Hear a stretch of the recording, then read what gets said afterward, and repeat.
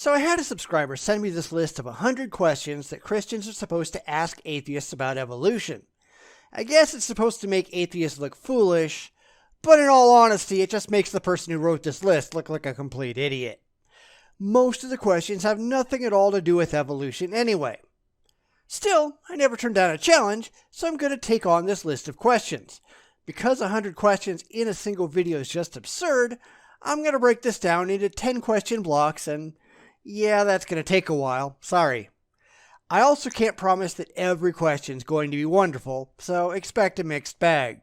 I will do my best though, so let's get started on the first batch. If I prove the Bible is true and God exists, would you want to become a Christian? Now, for some of these questions, he actually does go on to answer the question, which I find a little ridiculous. You don't ask questions of others and then answer the questions yourself. Alright, I'll bite. Would I want to become a Christian? No. I would absolutely believe if he could prove with objective evidence that the Bible was true and that God exists, but the God of the Bible is a complete and total dick, and thus there's no chance in hell I would ever worship such a monster, nor should anybody else. I'm totally open to having this proven to me though, so when can we expect Christian apologists to actually present said evidence? So you believe that nobody plus nothing equals everything. Nobody ever says that. Ever. It's a really stupid question to ask, but let's be honest, this is aimed at the religious who aren't that bright or educated enough to know any better anyway. But I could ask the reverse to Christians who claim that God just magically always existed, which is really stupid to believe. The universe requires nobody. No intelligent sentient entity to exist. It just required the Big Bang, which we can demonstrate actually happened. There are questions about what caused it to happen, of course, but we know for a demonstrable fact that it wasn't just poofed into existence by some magical man in the sky. That's just stupid to believe, so why the fuck do you? Which is more complex, the world's fastest supercomputer, the world's most advanced robotic system, the space shuttle, or an earthworm? Well, you need to define complexity. Could the earthworm, which is the apologist's choice for most complex, do as many computations per second as the world's fastest supercomputer? Probably not. We know that for a lot of flies, for instance, their brains are the size of a grain of sand and are clearly not capable of doing any kind of complex computations. For the roundworm C. elegans, we've known for a long time that it only has 302 neurons in its entire nervous system. Is that more complex than a computer? I doubt it. But nematodes have existed for more than 400 million years. How long have computers been around? Less than 100? Give them a chance, please. Could the very first nematodes who had been around 100 years do what the modern ones do? I don't think so. Of all the knowledge contained in the 70 million books and articles, much of it written by scholars and experts in their fields, found in the Library of Congress, and all of the knowledge yet to be discovered, what percentage of that knowledge do you think you possess? Personally, not that much. However, thanks to the internet, I do have access to the vast majority of human knowledge, and we're learning more every single day. You, on the other hand, seem to think that everything worth knowing is contained in a book of ancient Bronze Age mythology, largely written by people who thought the earth was flat. And the funniest part of this question is he thanks Ray Comfort. Ray Comfort's an idiot. If you pay any attention to Ray Comfort, you're an idiot too. Do you believe there is bias in the media? Could there also be bias in laboratories and college classrooms? Well, of course there's bias. There's bias in everything. Do I think there's some giant scientific conspiracy? Of course not. Anyone can go confirm the findings on their own, and many, myself included, have done so. But let me ask you another question. Do you think there's bias in the church?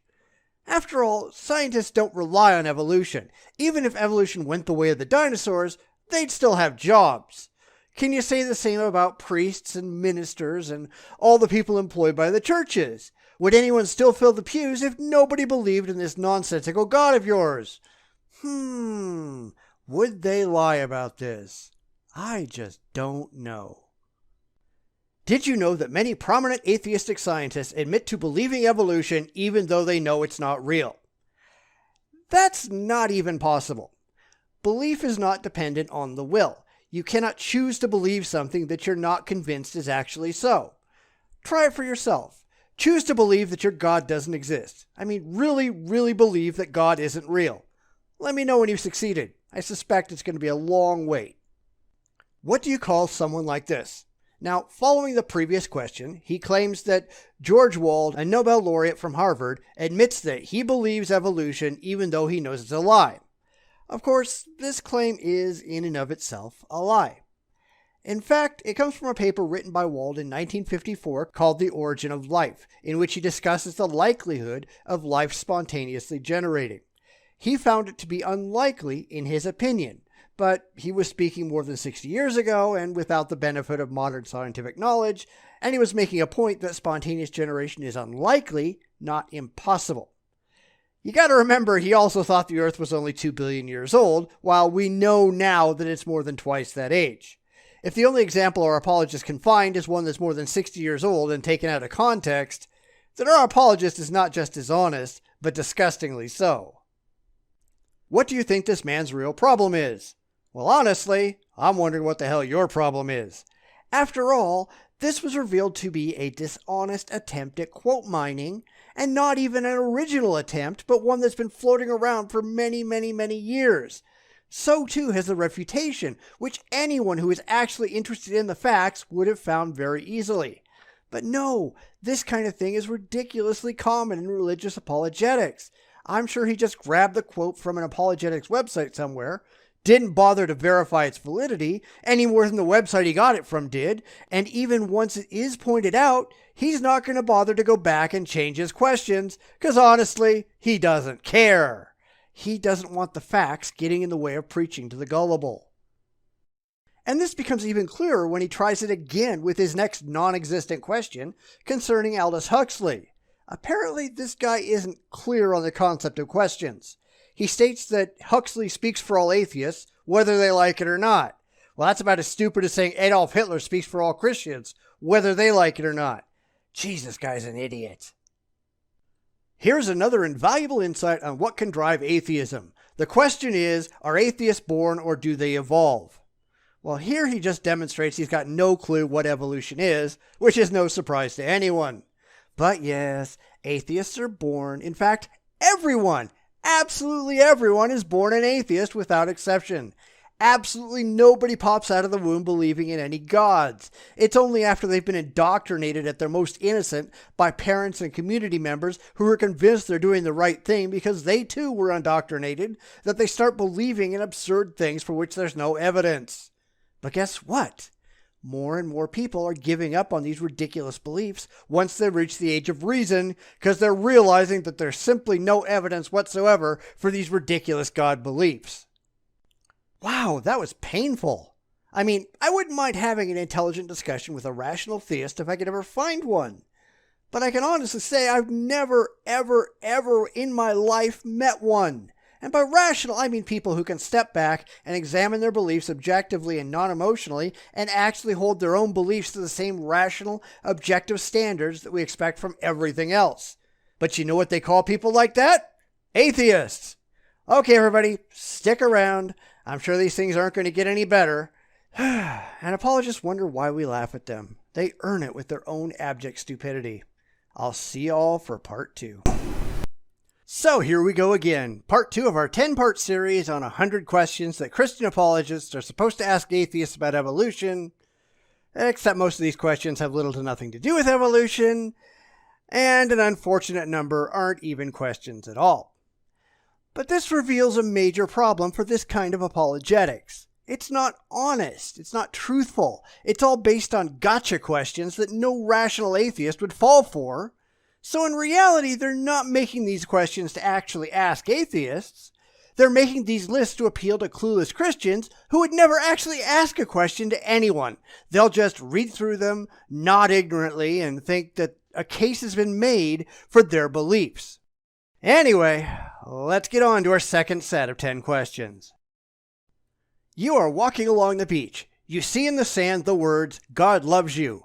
Could the waves rolling up on the beach cause that to happen by chance? Or would it be far more rational to believe that someone just came by with a stick or a finger and wrote that in the sand? Alright, this is just a dumb question, but I see something similar all the time. We understand what design looks like. A sentence in English on the beach is clearly written by someone who speaks English. That doesn't mean that nature couldn't and doesn't sometimes generate shapes that we can interpret as individual letters all the time. There's something called pareidolia, which is why we see shapes in the clouds and Jesus on toast. Our brains inherently look for recognizable shapes. It's part of our evolutionary past, and it's very, very well understood. We can actually look at nature and figure out what is most likely designed and what is most likely natural, and be able to differentiate between the two with a high degree of accuracy. It's really too bad apologists can't. You see the faces of 4 presidents carved in solid rock at the top of Mount Rushmore. You have 2 choices. A scientist with a PhD in geology tells you that it is the result of millions of years of erosion from the wind and rain. The similarity to the presidents' faces is coincidence. B, a 16-year-old boy looks at it and says that it was obviously carved out by a gifted and very intelligent artist trained in the art of sculpting. Oh look, a false dichotomy. No, there aren't only 2 choices here, and trying to limit it to 2 is inherently fallacious. Reality isn't binary, it's a multiple choice affair.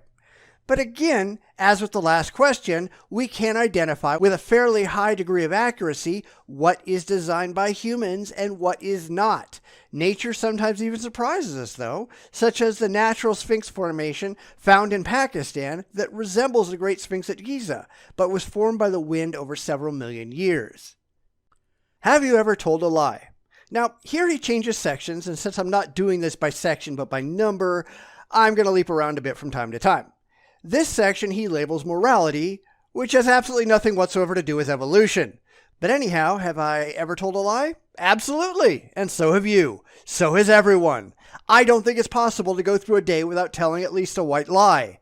And that's true even if you never talk to anyone else. You tell lies to yourself all the time. Who cares? How many lies do you think you've told in your life? Don't know. Don't care. I mean, honestly, what difference does it make?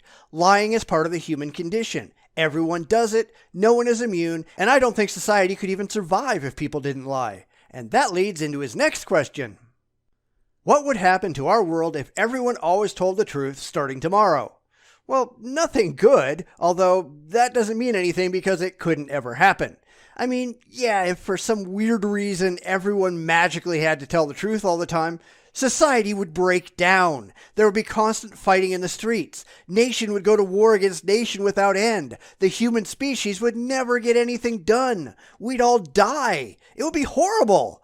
But why in the world is he asking these questions in a questionnaire about evolution? Is he trying to suggest that all the scientists in the world are lying? Well, what about all the priests? Aren't they lying too? I mean, if you read the introduction to Bart Ehrman's Jesus Interrupted, he explains that everyone who goes through seminary learns that the Bible isn't actually true. Every one of those people come out, go into a church, and they lie to the congregation. Is this a bad thing from the Christian perspective? Because otherwise, you wouldn't have a fucking religion. Have you ever stolen anything? Probably. I mean, I can't think of any instances off the top of my head, but if you're going to throw in like accidentally taking a pen from work to be stealing, sure, we all have. Even our apologist here. Again, so what? It isn't like I've robbed a bank or rolled a drunk. Where is any of this leading? Have you ever wasted time at work? Is that not a form of stealing from your employer? If so, have you ever stolen anything? Now, this one I haven't done. Hell, my employer makes me forcibly take breaks because I'm constantly working. I have been ordered to take a vacation because I just don't take them. I literally have 6 months of vacation time stacked up because I just don't go. I work harder and longer than anyone else. So, nope. What would happen to our world if everyone stopped stealing tomorrow? Well, it depends on what you consider stealing. If it's the aforementioned accidentally taking a pen or some paper clips, then nah. That's not going to happen anyway. If you mean breaking into liquor stores and mugging people, well, I'd be fine if that happened, and I don't think anything particularly bad would happen if it did. But again, it isn't going to happen, And I don't know where the hell this guy's going with any of this. Have you ever looked at woman other than your wife and lusted after her? All right, I'm going to get this out of the way. I've been putting these in exactly as he has them on the website. This guy can't spell. This guy doesn't know English. Just getting that out of the way. But getting back to the question, sure. And so have you. Everybody looks. If you don't, you're either lying or you're not human. There's nothing wrong with looking. Acting, that's another matter, but that's not what you asked. Is it wrong to lie and steal and cheat? Well, personally, I think so, and at least for stealing, society agrees. That's why we have laws against stealing. That's why there are times where lying results in penalties, such as lying in a court of law. And cheating, well, that can get you into a whole mess of financial trouble if you get caught. But of course, right and wrong are subjective. There are countries you can probably go to right now where lying, cheating, and stealing are not only not illegal, but they're celebrated to a certain degree. If you want to live in a society like that, by all means move. I don't. That's why I live where I live. But again, since this is the last question for the week, I've got to ask, where the hell is this all leading? Is he trying to show that atheists are less moral than Christians? Because I beg to differ. Christians, and I am generalizing here, act morally only because they think they'll get punished if they don't.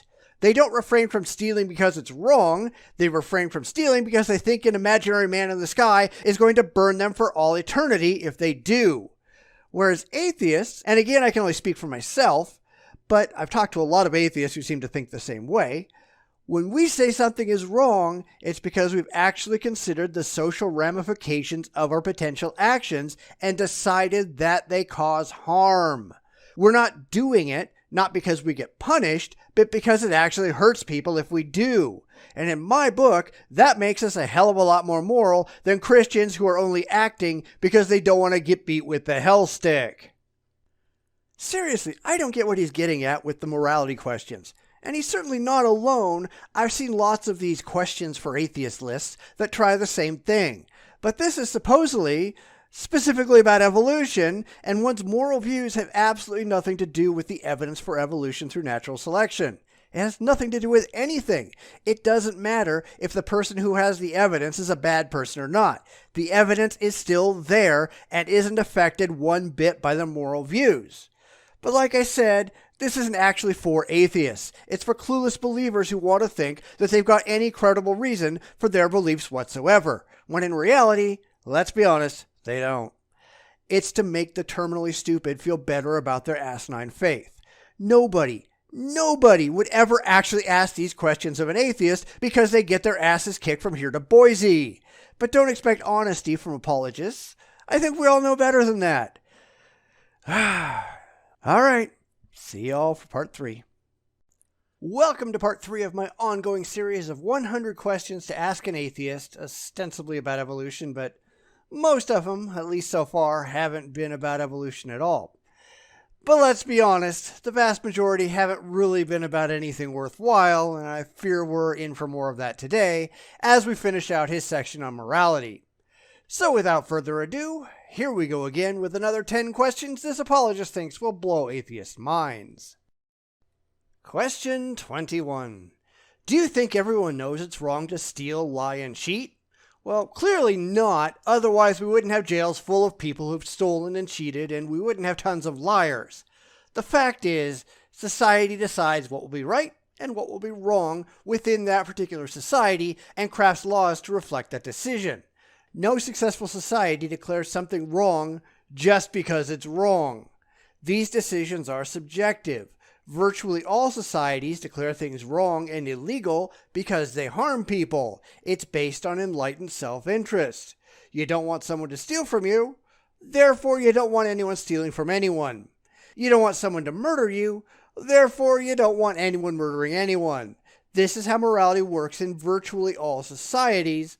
It's too bad these Christians don't get that. Number 22. How is that possible, and doesn't that sound like an absolute standard of right and wrong that applies to all people? If everyone knows it's wrong, why does everyone do it? The Bible calls it sin. Is it universal and true of all of us? Now you notice he just assumed an answer for the last question, and that's not the answer I gave. There are no absolute standards of right and wrong. In fact, you probably can't find a single moral precept that has been true in all societies across the planet and throughout time. There are always societies where it's okay to kill some people, or enslave some people, or steal from some people for some reason or another. There's no such thing as sin. It's all made-up nonsense designed to force people to accept your own personal moral views without having to have any rational argument that would otherwise convince people to do so. 23. Do you see you need... What the fuck? Dude, learn to fucking type. I'll try to make sense of this. Do you see your need of God's forgiveness for the things you've done in secret? Nope. Beyond the fact that there's no reason to think that any gods exist at all, I see no need for some magical man in the sky's approval of my actions. If he's going to punish people for making their own choices, he's a dick and unworthy of worship or respect. The God of the Bible is little more than a cruel, vindictive slave master who gets off beating his slaves because they don't do what he wants. This isn't something that Christians ought to be proud of. Why the fuck are you? 24. Do you know that the Bible says that God is willing to forgive you because Jesus took the punishment you deserved so God could legally forgive you without compromising his justice? Alright, do I care what the Bible says? Hell no. I'm no more concerned with that ridiculous Bronze Age nonsense in the Bible than I care what it says in the Quran or the Vedas or the Enuma Elish.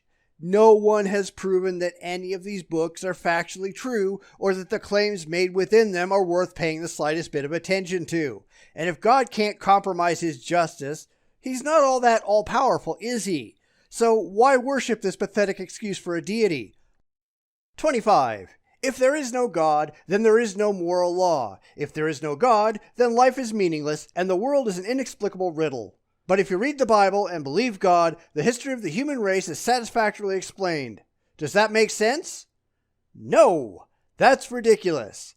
Even if there is no God, we can make up our own moral laws, and we demonstrably do so. This whole line of reasoning comes from people who have no imagination and no ability to think for themselves. You can have any meaning to your life that you want. You decide that for yourself. You don't wait for some imaginary man in the sky to do it for you. If you do that, you're an idiot. 26. Morality is absolutely true because God wrote the 10 Commandments on tablets of stone and on the heart of every man. How do you account for the fact that every man knows in his heart that it's wrong to murder, it's wrong to steal, and it's wrong to lie? Prove it. Prove any of it. Just making statements based on nothing but blind faith is not going to impress anybody. It's just as ridiculous as asking how you account for the fact that the moon is made of green cheese. Well, it's not. It isn't a fact. It's a complete and total fabrication without an ounce of evidence to back it up. But these people don't have the slightest interest in reality because it gets in the way of their emotionally comforting fantasy. Fuck you idiots. 27. Every man knows it's wrong to have another man's wife. That is universal, unchanging, indisputable, timeless, absolute moral truth. You know it's true. I know you know it's true, and God knows you know it's true. Isn't that true? No. This is just an argument from assertion. You know that I'm right, so I'm right, whether you want to admit that I'm right or not. These are not rational questions. These are just stupid. How can you be so stupid? 28. Why do all men die?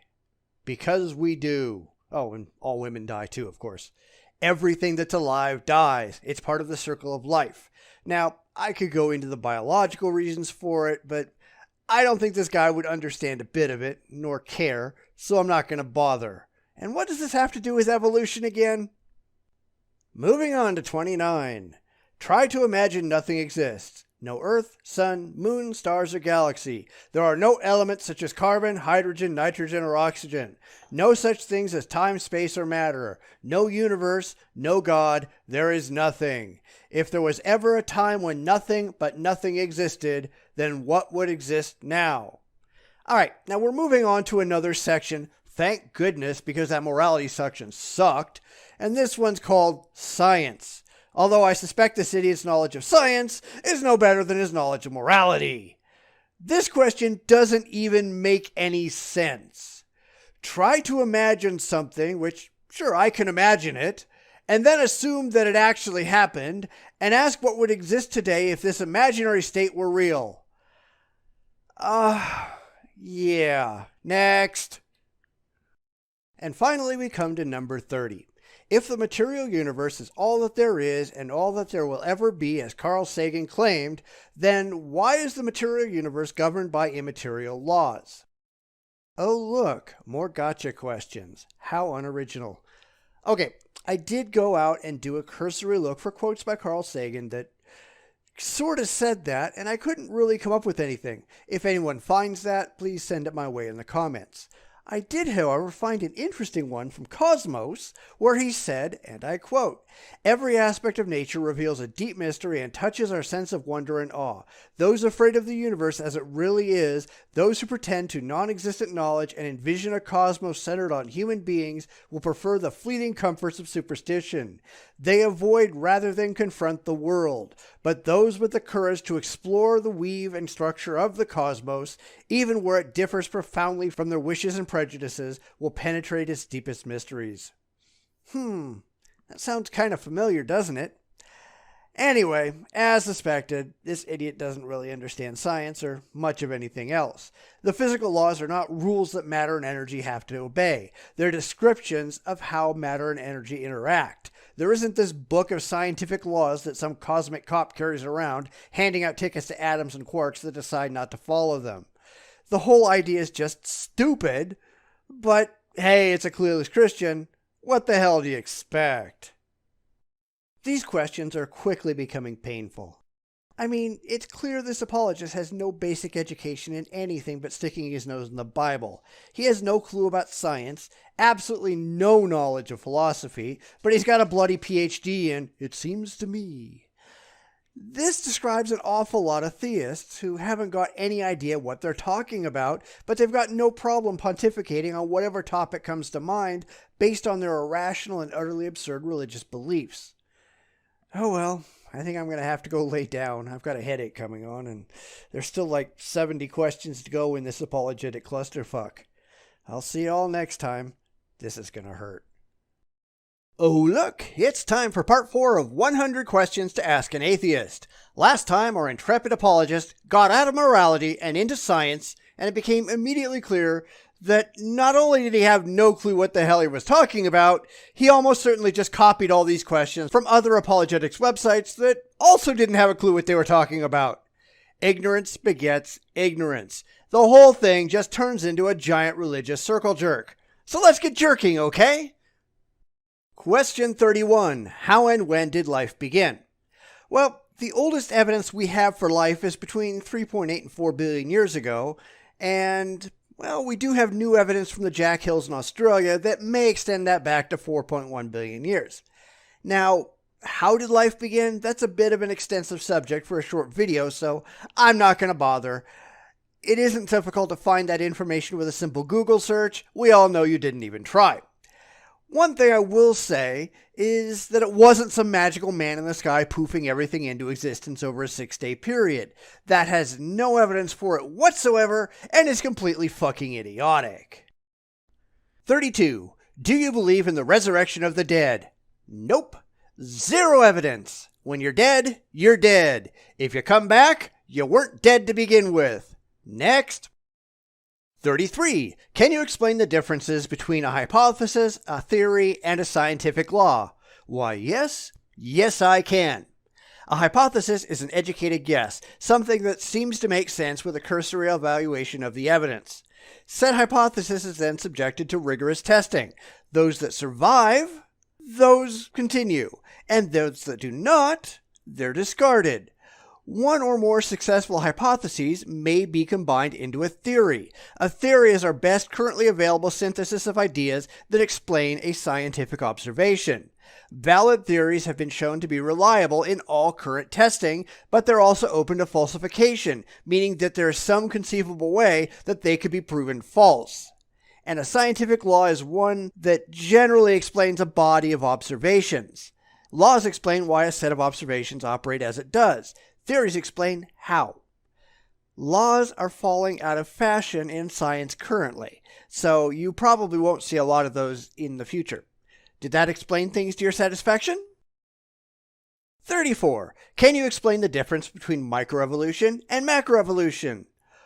Well, there's no such thing as microevolution or macroevolution. There's only evolution. No credible scientist uses those words. They were invented by creationists when the evidence for evolution got so absurdly overwhelming that they could no longer pretend evolution didn't happen at all. So they artificially separated small changes from large changes using terminology that nobody in the scientific realm takes seriously. Now we move to 35. What did Darwin say the fossil record would certainly reveal if the theory of macroevolution were true? Darwin never said anything about macroevolution because the word didn't exist when he was alive. The first usage of micro and macroevolution didn't happen until 1927, and Darwin died in 1882, so he didn't say a damn thing. 36. Can you explain the laws of thermodynamics? Absolutely. There are 3 commonly talked about laws and one other. The first says that energy cannot be created or destroyed within a closed system.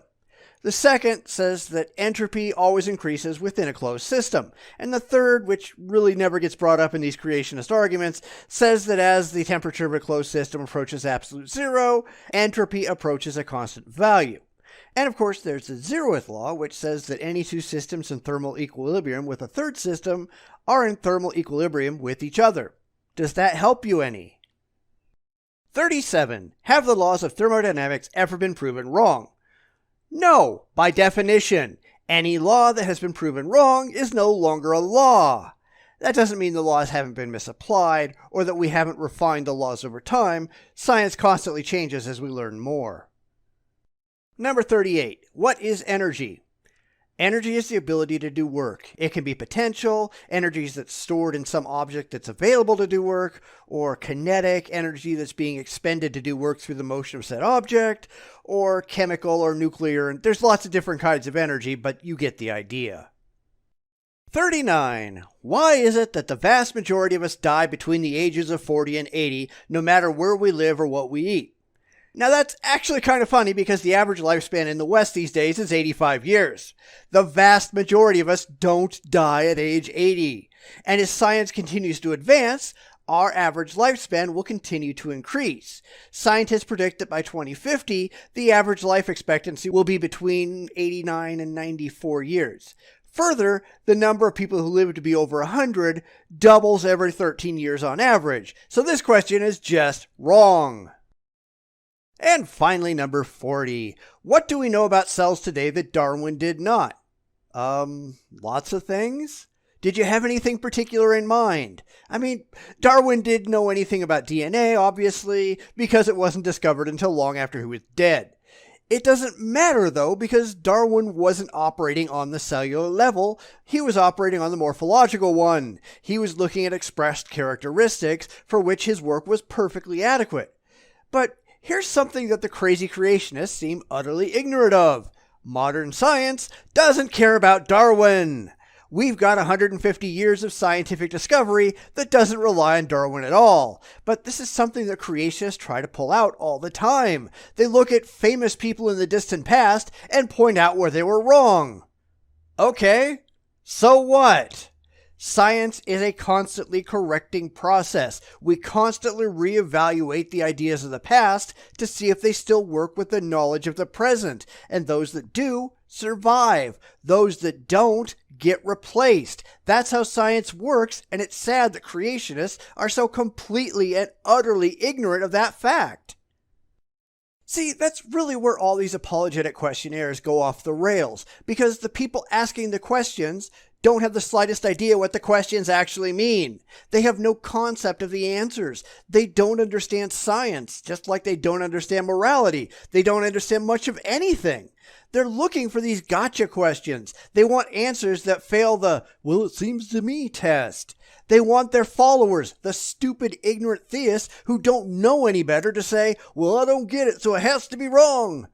These questions aren't made for scientists. They aren't made for atheists. They're made for stupid people whose eyes glaze over whenever someone with half a brain starts to talk. That's why these people believe in imaginary friends in the sky, because they're stupid, uneducated, and ignorant. And that pretty much describes religion, doesn't it? Welcome to part 5 of 100 Questions to Ask an Atheist. Now, you'd think that for a website specifically labeled 100 Questions to Ask an Atheist, there would actually be 100 questions, right? But considering our erstwhile apologist here doesn't have the slightest clue about the English language, science, morality, or pretty much anything else, counting probably wouldn't be high on his list of accomplishments either, and thus he doesn't actually have 100 questions on his list of 100 questions. Surprising, right? Therefore, I'm going to finish off the last couple of questions he actually asks, and then I'm going to address some of the other things he had to say. So let's get started. Number 41. Logic and mathematics are abstract principles that have been discovered rather than invented. We cannot do science, communicate, or navigate this world without them. They are here to stand outside of nature to describe and measure it. As Albert Einstein said, the most incomprehensible thing about the world is that it is comprehensible. So what? Mathematics is a language that describes the interaction of reality. That we made up that language, just like we made up all other languages, doesn't change the fact that it works. But getting to the Einstein quote, he was saying that it's amazing that for something as complex as the world, man can understand it. He marveled at our ability to discover the inner workings of the universe, not that the universe could be understood. Context matters, guy. 42.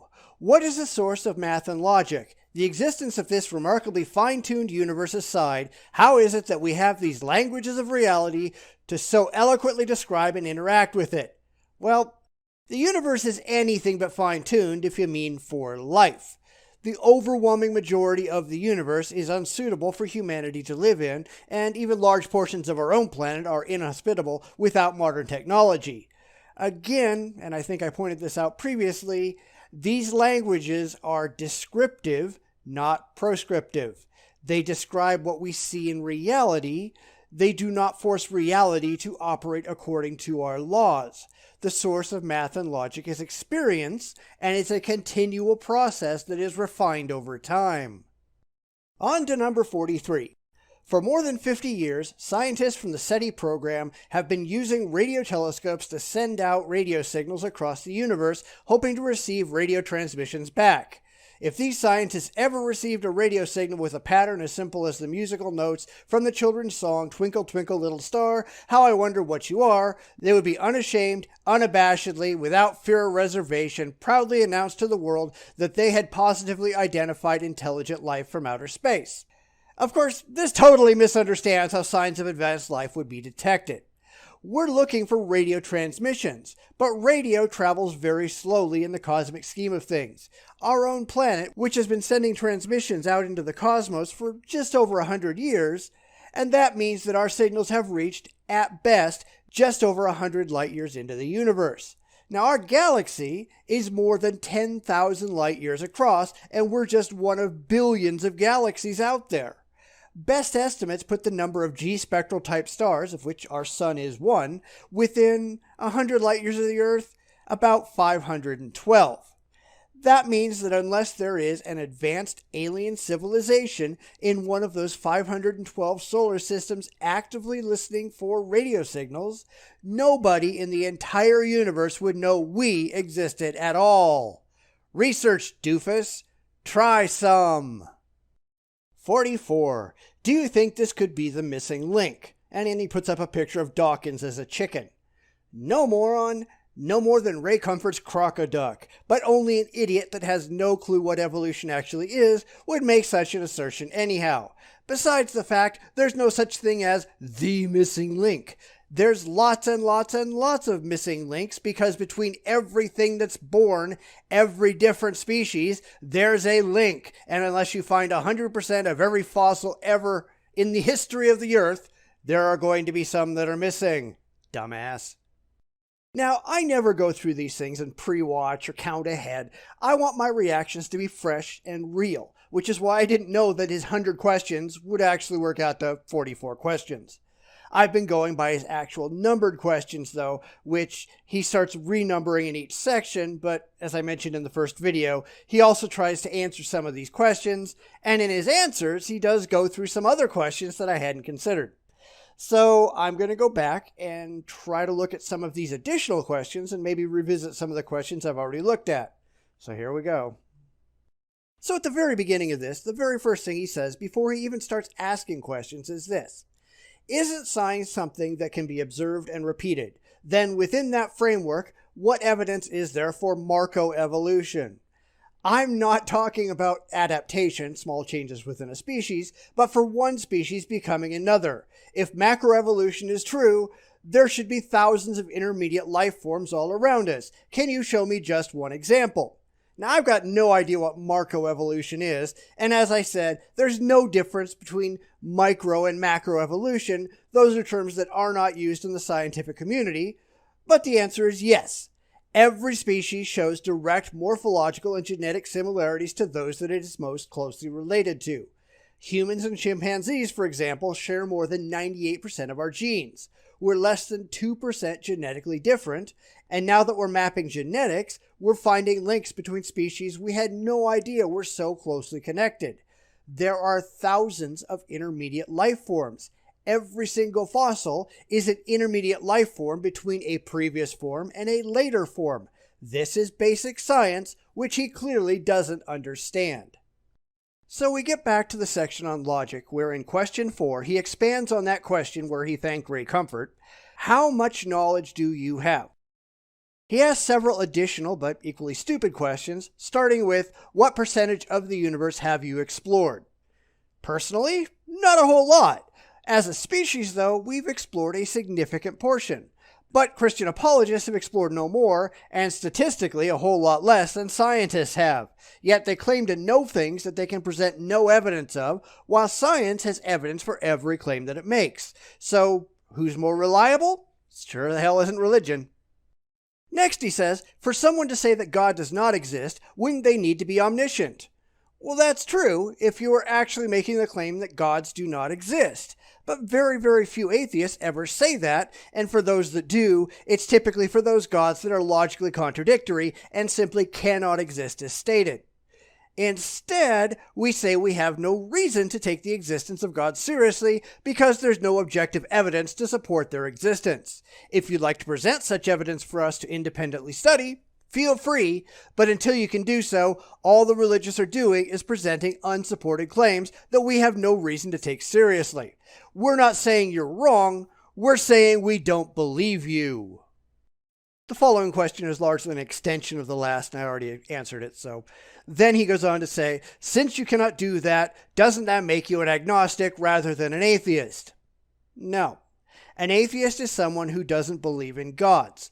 I don't believe in gods. Therefore, I'm an atheist. And I made a video a while back on the difference between agnosticism and atheism, and I encourage you to go watch that. The link is in the description.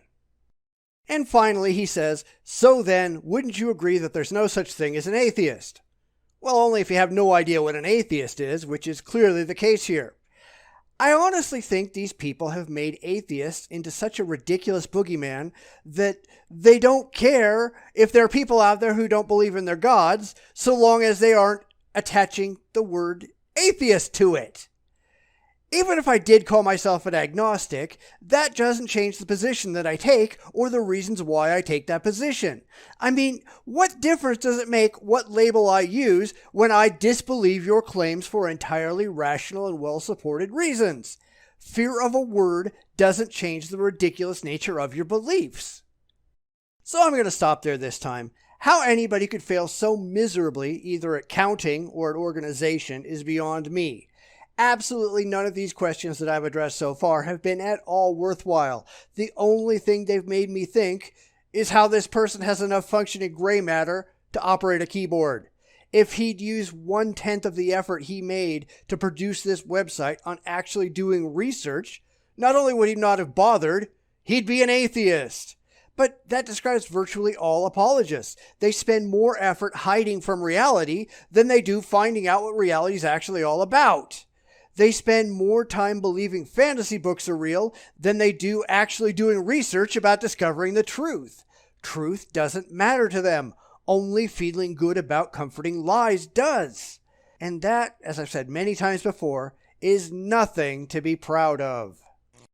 Once again into the breach, my friends, as I tackle another 10 questions that supposedly should be asked of atheists, ostensibly about evolution, by a theist who has no idea what evolution is. We're in the bonus round, extra questions that apparently clarify things he's already asked, but in reality often just ask the same thing in another way. I feel like I've already explained some of this, but hopefully you can get something useful out of it. If nothing else, the ability to laugh at the truly credulous. So here we go again. So this takes us down to the question on Mount Rushmore, where he poses a couple of additional questions. Which answer is more rational, chance or intelligent design? Well, since he said rational, and that means based on or in accordance with reason or logic, then chance is more rational, even though that's not what anybody says happened. Relying on a completely unfounded assertion about an imaginary man in the sky that just poofed everything into existence is not rational, period. What would you think of me if I denied the great works of art were created by the great masters, that they all happened by chance? Well, I'd think you were an idiot. But since I think you're an idiot now, that really doesn't change anything. But we know that paintings come about because humans create them. We have absolutely no instances of paintings that just appear naturally.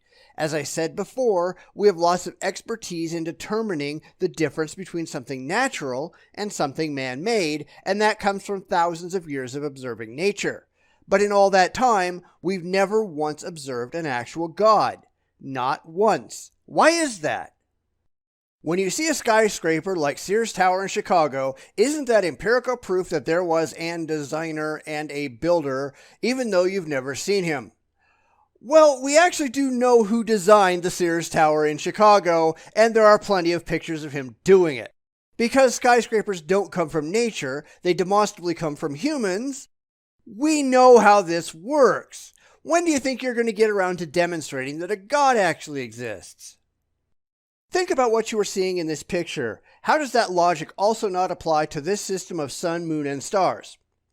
So here's the picture he's talking about, and honestly, if that picture ever happened in reality, we'd all be in serious trouble. Planetary dynamics doesn't work that way.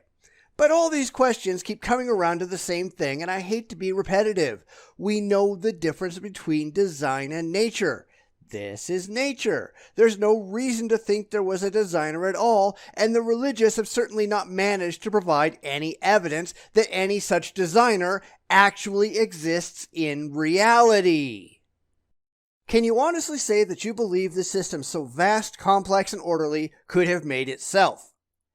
Well, it's literally impossible for anything to make itself. The laws of nature interacted in such a way that the planets and stars came into existence through natural forces. In fact, we see stars being generated all the time out in space. We can watch stellar nurseries and see new stars being born. Or are we supposed to believe God is still out there making them one at a time? There are an estimated 100 to 400 billion stars in the Milky Way galaxy. The entire galaxy of stars rotates at a speed that will allow them to complete one revolution every 250 million years. They all stay in place like a giant cosmic Ferris wheel. Alright, first off, that's just a wrong statement. There are an estimated 100 billion solar masses in our galaxy. That means 100 billion times the solar mass of our star. There could be up to 400 billion actual stars, but if you're going to quote the internet, at least know what the hell you're talking about. And then he goes into a whole list of questions that, frankly, I got no interest in answering. I mean, science understands all of them, and I could direct him to resources that would explain it, but we all know he'd never bother because he doesn't really care about any of the answers to his questions. I've yet to find one that can't be answered, but he's got an agenda, and reality is not on his agenda. So frankly, I'm getting tired of his supposed questions on logic, most of which have nothing at all to do with logic, so I'm going to jump around a little. Let's go to science, where, following his question about imagining nothing exists, he says, there is one thing that all scientists, philosophers, and theologians agree on, and it's this. You only have two choices. Either God is eternal and uncreated, or matter is eternal and uncreated, right? Nope, not even close. Nobody but a complete imbecile would say that, which I guess proves something.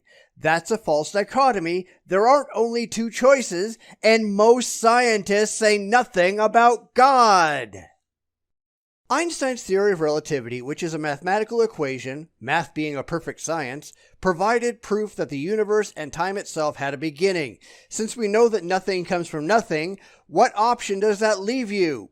First off, math isn't a perfect science. Math isn't a science at all. Math is a description of reality. But what does that leave us? That there's something beyond the universe. That something doesn't have to be a god. In fact, we have no evidence whatsoever that any gods exist, but there may very well be something, maybe a lot of somethings, outside of our particular universe, and one of those somethings might have started off our universe. In fact, there's an idea that our universe sparks off other universes all the time. We don't know for sure, but it's sure a lot better than an imaginary friend in the sky. Einstein's discovery revealed that we live in a three-dimensional world, time, space, and matter, which is energy. Interestingly, the Bible starts out, "In the beginning, God created the heavens and the earth." In the beginning, that's time. God created, that's energy. The heavens, that's space. And the earth, that's matter. How do you suppose the Bible got that right? Well, actually, there's a lot more than three dimensions, but I'm not going to quibble over his obvious ignorance. But this kind of ridiculous rationalization with the Bible is just laughable. Genesis starts off with a classic literary form, the same used by most fairy tales. Once upon a time. Amazing how all those classic fairy tales got it right too, huh? Moving on to his question about the universe being governed by immaterial laws, and I'll make this last one a twofer. Where did these laws, not suggestions, come from? Well, I answered that. He seems to think that there's some kind of cosmic cops running around with a law book, keeping the quarks of the universe on the straight and narrow. And that's not how this works. The laws are a description of what we've observed in the universe, on how matter and energy interact. It wasn't something we made up to force matter to remain orderly. It's something that matter naturally does, and we just described it. Secondly, don't these laws show power, authority, design, and mathematical precision beyond anything man can conceive of? Well, apparently not, because we're able to describe what we saw in a way that makes sense. We examined the universe and then described what we saw in a consistent manner, and our description seems to be accurate because the universe continues to operate that way. And where we're not accurate, we simply change our descriptions to something that is. He doesn't understand how things actually work, which I guess I can't be surprised at, considering what he actually believes. You know, I just went and counted everything on his list with a question mark at the end, and he just might make it to 100 yet, or at least get pretty close. But with the way he's formatting things, it's really a little hard to keep it straight. Still, I guess it's better than those crazy end times web pages with all the flashing text and all the changing font sizes every other word, so I guess I'll be thankful for small favors. So everybody, let me know what you think. Are you getting anything out of examining these additional questions, or is it just covering the same material time and time again? Let me know in the comments, and I'll see you again next time. Well, here we go again. This week, I'm going to go over 13 questions, simply because that's how it fell, and I hate breaking things up if I don't have to. So, as is no surprise, most of these questions aren't really about atheism, and they're barely about evolution, and most could be answered with a 5-minute Google search. But we know that theists are ignorant. That's why they believe in imaginary friends. So I'll do my best to take on these questions as we start to wind down the 100 questions nobody in their right mind would ever ask an atheist. How do you know that? This is part of the how and when did life begin question, and as I said before, it's not really something that can be answered in a quick YouTube video.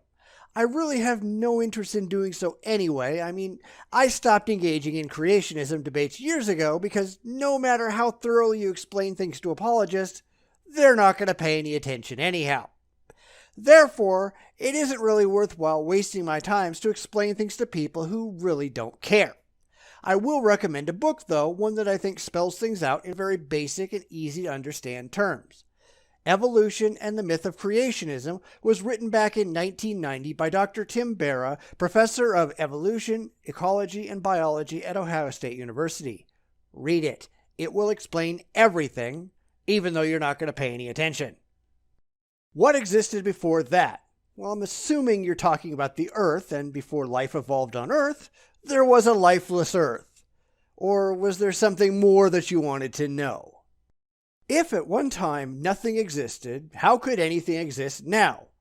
Well, you'd have to define what you mean by nothing, because absolutely nothing really has no meaning in science. This is one of those things that Dan Dennett calls a deepity. It sounds profound, but it really has no meaning whatsoever. Where did the chemicals come from for life to begin? The Big Bang. Seriously, you're making this easy. Or is there something more you want to know about, because you're not really asking good questions? What are the odds of them coming together by chance to form life from non-living matter? 100%, because we know that's exactly what happened. The odds of anything that actually happened are always 100%. Wow, this is easy. Why not? Now we move on to his question on the resurrection of the dead, and he wants to know why I don't believe it. Well, it's because there's no evidence that it actually happened in reality. You're talking about a complex organism that was alive, then died, then became alive again. That has never demonstrably happened in all of recorded history, so I don't buy it. What is spontaneous generation? Why is there a comma? This is another one of those instances where he asks a question and then immediately answers it, which I find tremendously stupid. But his answer is simply wrong. Now, science hasn't bothered with the idea of spontaneous generation since the days of Louis Pasteur, which isn't surprising that he doesn't know that, but he claims that spontaneous generation is living cells that just magically sprang from non-living material, which simply isn't the case. But he's talking to the scientifically ignorant, who think that people magically poofed into existence with no precursors. Because they're already predisposed to think in those terms, it's not hard to convince them to believe that science holds the same views, but it doesn't. Again, go back to that book on evolution I talked about earlier. It will dispel all of these misconceptions. How is spontaneous generation significantly different from the idea of the resurrection of the dead? Well, because spontaneous generation is nonsense, and spontaneous generation, even if science paid it any mind today, doesn't deal with once living, then dead, now alive again organisms. They're two entirely different things. Has spontaneous generation ever been observed in a laboratory? Well, no, because spontaneous generation hasn't been a thing in science since the 1800s. How can this guy not know this? Or does he know it, and he's just not being honest? That wouldn't surprise me at all. What evidence do you have to support the idea of spontaneous generation? None. It's a discredited scientific idea. Nobody takes it seriously. Don't be stupid. Since spontaneous generation has never been observed in a laboratory, how can it be called a scientific fact?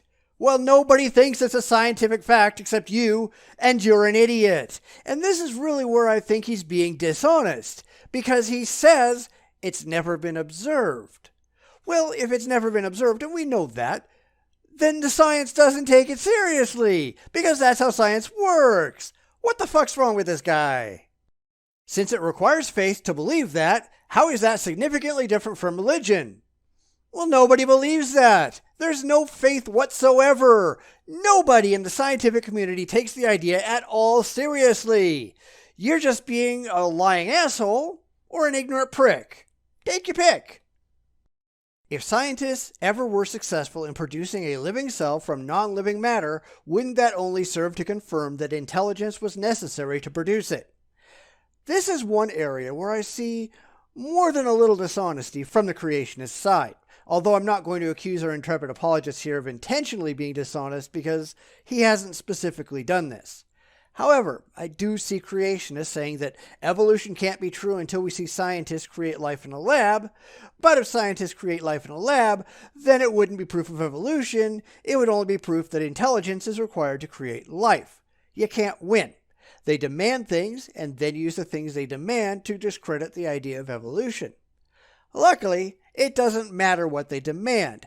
Evolution has been established as a fact whether they like it or not. Evolution has evidence, creationism has none. As Stephen Jay Gould once said, a scientific truth is an assertion for which there is so much evidence it would be perverse to deny it. It is perverse to deny the scientific fact of evolution. Yet there's a lot of scientific perverts out there on the religious side who would do just that. And that's just pathetic.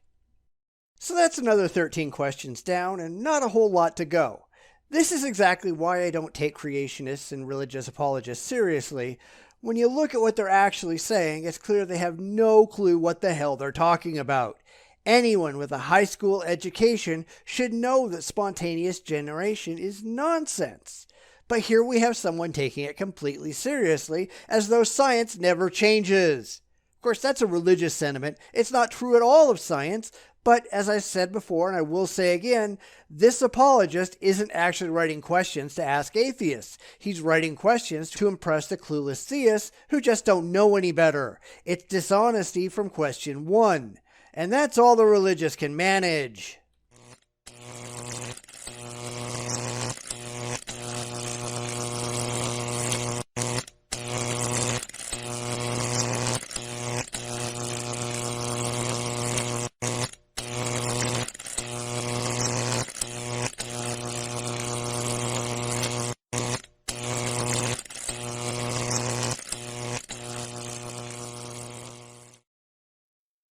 This week, we finish out our list of 100 questions that no self-respecting person would ever ask an atheist about evolution.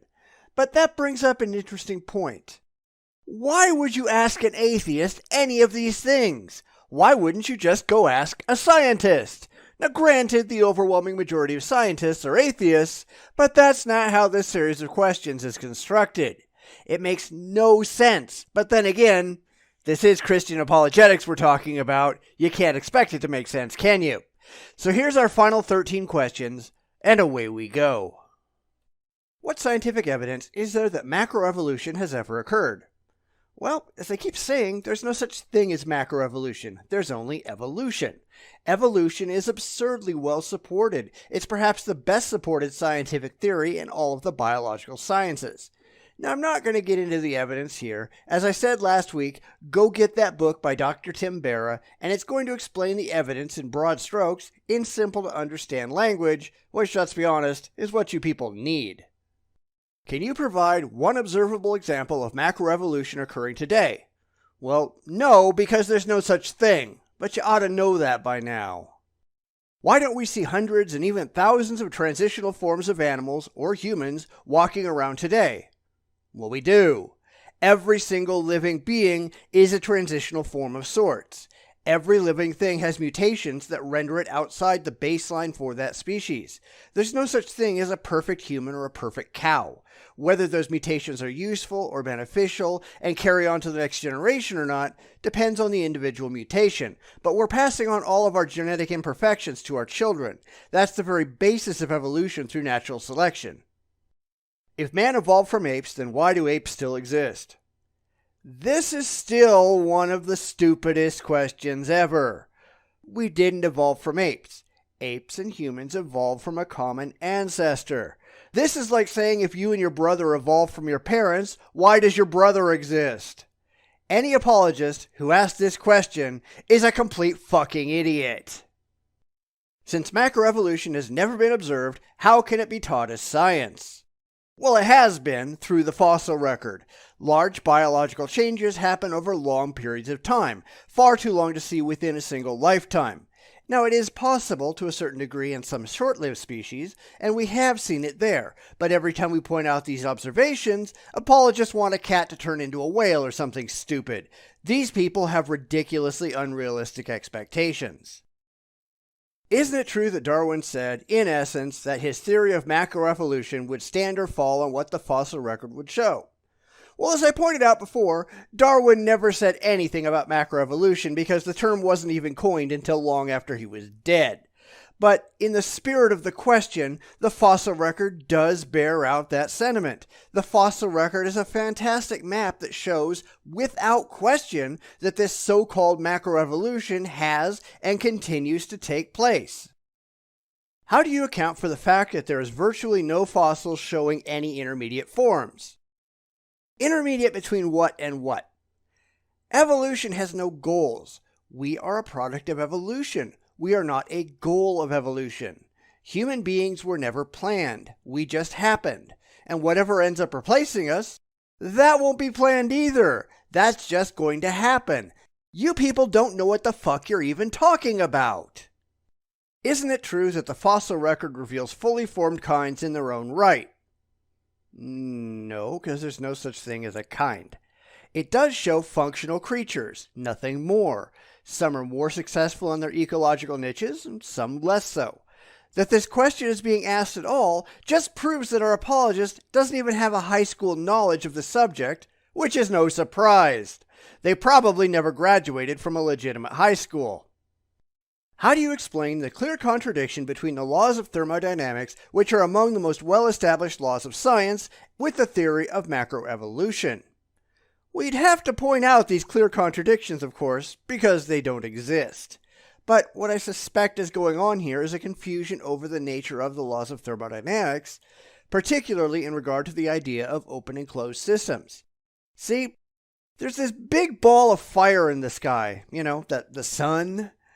That's what makes the Earth an open system. We gain light and heat and radiation from the sun, which drives the engine of evolution. If you can't get that through your head, you've got no chance. Astronomers tell us that there are 100 billion galaxies in the known universe, and hundreds of billions of stars in each galaxy. According to the laws of thermodynamics, if energy can neither be created nor destroyed, where did all the energy in the universe come from? Well, the Big Bang. I feel like I've said that before. Okay, I know I have. But one thing he fails to understand, the laws of thermodynamics, like all the physical laws, they didn't come into existence until the Big Bang. Therefore, that's just an irrelevant question. If evolution were true, why don't we see people who live in relatively unpolluted areas living to be 200 to 300 years old? Because you're an idiot. No, alright. Because people don't die of old age because of pollution, they die because their biological processes break down. There is a limit to how long cells can keep reproducing correctly. When they stop, we get things like cancer and other diseases. Mutation is a bitch. So then, was Darwin correct in his assessment of the simplicity of cells? Well, Darwin died almost 150 years ago. He was wrong about a lot of things and operating with less knowledge than we have today. I really don't get why creationists spend so much time talking about Darwin when nobody in the scientific community really cares about him today. Since Darwin was wrong about cells, which are the basic building blocks of life, how does this affect his theory of macroevolution? Well, he didn't have a theory of macroevolution, and nobody gives a damn about Darwin. Try some modern evolutionary theory, why don't you? So this brings our look at what I think turned out to be 96 questions that no theist in their right mind would ever ask an atheist because they get their ass handed to them, to an end. This was just stupid. And I can't be surprised that it was stupid because the people who ask questions like this are stupid. They have no basic education or knowledge of the subject matter. They just hold these really ludicrous beliefs about absurd imaginary friends in the sky and think that qualifies them to poke holes in one of the most strongly supported scientific theories in history. But as I've said before, these people don't care about reality. They only want to revel in their emotional fantasies. These aren't questions to ask atheists. These are questions theists ask themselves and then nod knowingly like they have any clue what the hell they're talking about. No credible and scientifically knowledgeable person would ever take any of these questions seriously. They're a joke, asked by people who don't know how idiotic their beliefs actually are. And that, my friends, pretty much describes religion. Sad, isn't it?